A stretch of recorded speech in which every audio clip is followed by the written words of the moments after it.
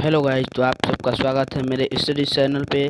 आज आपको हम माइक्रोबायोलॉजी सब्जेक्ट के कुछ मोस्ट इम्पोर्टेंट क्वेश्चन के बारे में बताने वाले हैं, जो आपके गवर्नमेंट जॉब्स या अनदर कोई भी एग्ज़ाम के प्रिपरेशन के लिए आपको बहुत ही आवश्यक है, बहुत ही ज़रूरी है। फर्स्ट क्वेश्चन को हम देखेंगे। फर्स्ट क्वेश्चन हमारा क्या है कि प्रमुख रासायनिक चक्रों में एक जल चक्र के संबंध में निम्नलिखित कथनों पर विचार करें।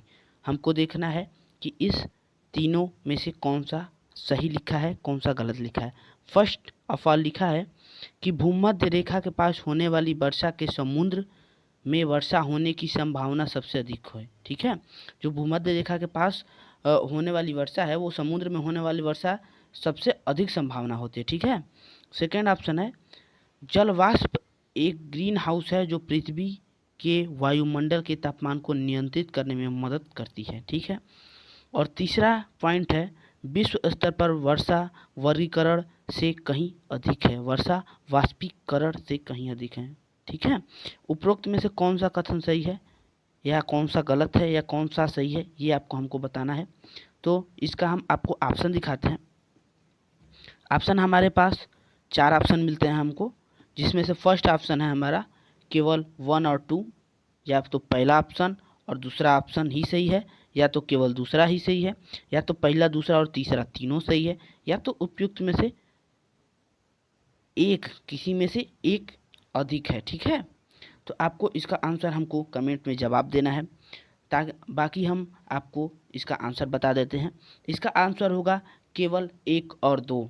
ये जो आंसर है आपका केवल 1 और 2 ही आपका राइट आंसर होगा। ठीक है। आइए microbiology question number 1 detail solution. ठीक है। इसमें क्या है कि जो आपका फर्स्ट ऑप्शन दिया था वो क्वेश्चन का सॉल्यूशन आपको यहाँ से मिलेगा। महासागर पृथ्वी की सतह से लगभग 70%, ठीक है, 70% भाग को शामिल करते हैं, इसलिए अधिकांश वर्षा ठीक समुद्र में होता है और वाष्पीकरण और वर्षा का चक्र फिर से शुरू होता है। वायुमंडल में जल वाष्प की उपस्थिति उन चीज़ों में से एक है जो पृथ्वी को रहने योग्य बनाती।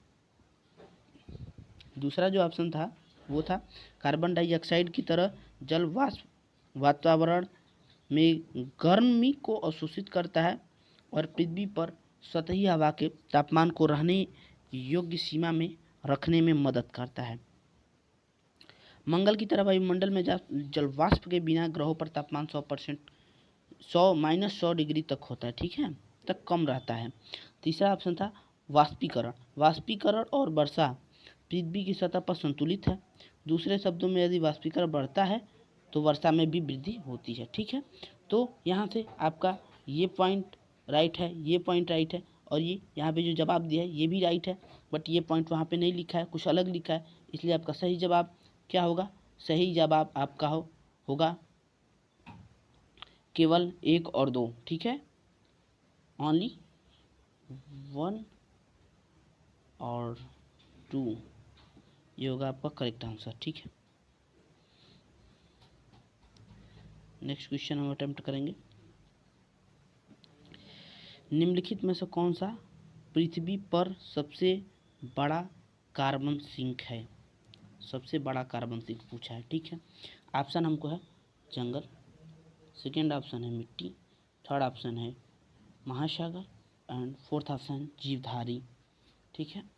इसमें से कौन सा आंसर सही होगा आपको कमेंट्स में करके बताना है, बाकी मैं तो बताने के लिए हूँ, आपको बताते हैं। तो आपका राइट आंसर होगा महासागर। ठीक है। जिन जिन लोगों ने महासागर सोचा उनका ऑप्शन सही है। रीज़न क्या होता है सही होने का, ये आपको दिखा देते हैं। चूँकि रीज़न ये है कि देखिए, जो आपका कार्बन सिंक कोई भी प्राकृतिक या कृत्रिम जलाशय होता है, ठीक है, प्राकृतिक और कृत्रिम जलाशय होता है कार्बन सिंक, जो कुछ कार्बन युक्त यौगिकों को संचित और संग्रहित, ठीक है, संचित और संग्रहित करता है, जो मतलब इकट्ठा करता है। ठीक है। और क्या है, मुख्य प्राकृतिक कार्बन सिंक पौधे, समुद्र और मिट्टी हैं। ठीक है, पौधे भी हैं, समुद्र और मिट्टी है। ठीक है। पौधे प्रकाश संश्लेषण में उपयोग करने के लिए वातावरण से कार्बन डाइऑक्साइड लेते हैं।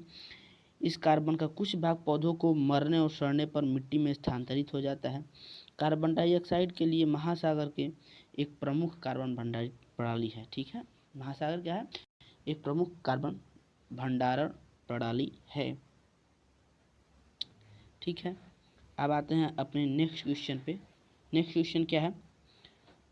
भारतीय कृषि अनुसंधान परिषद, जिसको हम बोलते हैं ICAR, ठीक है, Indian counselling research counselling institute, ठीक है, कि एक नेटवर्क परियोजना है जिसका उद्देश्य रणनीतिक अनुसंधान और प्रौद्योगिक प्रदर्शन के माध्यम से भारतीय कृषि की जलवायु परिवर्तन के लिए लचीलापन बढ़ाना है।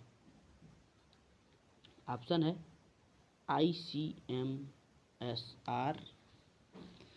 ICRIST and NICR and CDRIS। आपका राइट आंसर क्या है? देखिए यहाँ पे आपका राइट आंसर लिखा हुआ है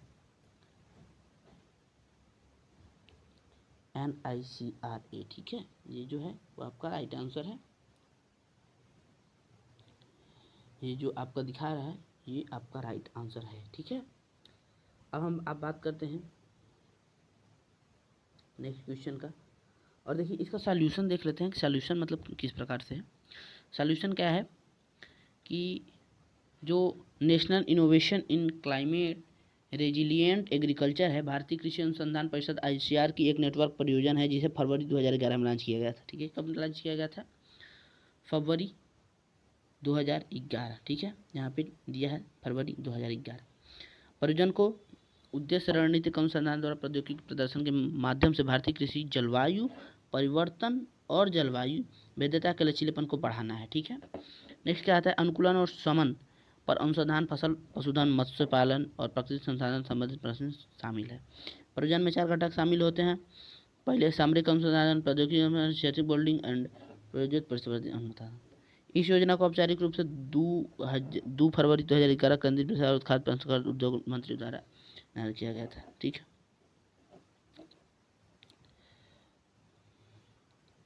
नेक्स्ट बात करेंगे हम, आपका नेक्स्ट क्वेश्चन होगा निम्नलिखित में से कौन सा नागोया प्रोटोकॉल से संबंधित है। ठीक है, फर्स्ट ऑफ ऑल मिलेगा आपको औद्योगिक उद्योग, जैव विविधता, अंतर्राष्ट्रीय वित्त, जैविक वित्त। ठीक है, इसमें क्या होगा कि आपको इसमें से बताना है कि आपका कौन सा है। ठीक है, तो इसमें से हम बता दे रहे हैं,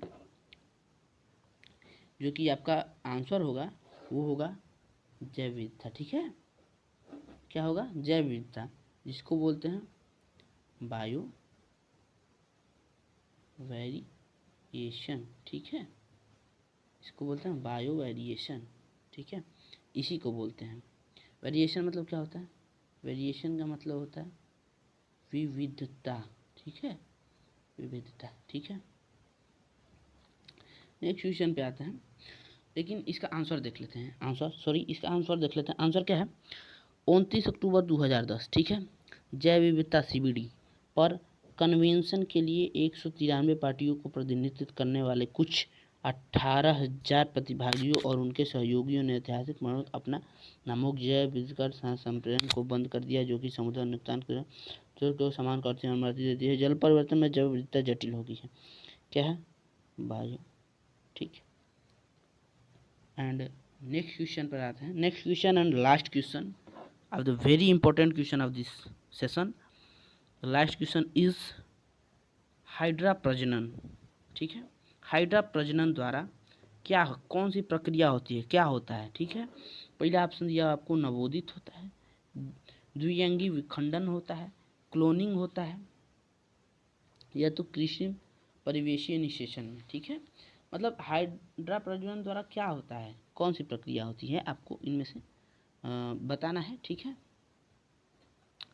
आपको कमेंट में करके इसका सही आंसर बताना है, जिसमें से हम आपको करेक्ट आंसर बता दे रहे हैं कि आपको जो ये एक सुंदर सा वर्ड आपको दिखाई दे रहा है नवोदित, यही आपका है करेक्ट आंसर।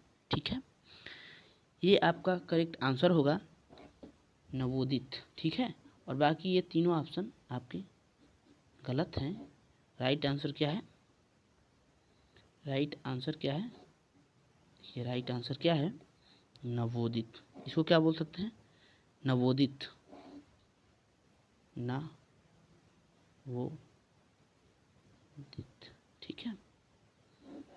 हम छोटे में लिख सकते हैं नवोदित, ठीक है। नवोदित जो कि आपका करेक्ट आंसर, ठीक है। और इसको कैसे होगा, इसका आंसर देख लेते हैं। इसका आंसर है कि नवोदित प्रजनन एक अलैंगिक विधि है। क्या है? अलैंगिक मतलब ये क्या है? इसको क्या बोलते हैं? अलैंगिक, एसेक्सुअल रिप्रोडक्शन, ठीक है। विधि लिखा है, मेथड एसेक्सुअल मेथड लिख सकते हैं, ठीक है। एंड इसका पढ़ लेंगे। तो ऐसी ही वीडियो प्राप्त करने के लिए हमारे चैनल पर जुड़े रहें। चैनल को सब्सक्राइब करना ना भूलें। वीडियो को लाइक करें, अच्छा लगे तो कमेंट करें। ऐसी वीडियो पाने के लिए हमें सब्सक्राइब भी जरूर करें। Thank you all. मिलते हैं नेक्स्ट वीडियो में इससे भी बढ़िया वीडियो और आंसर में। Thank you.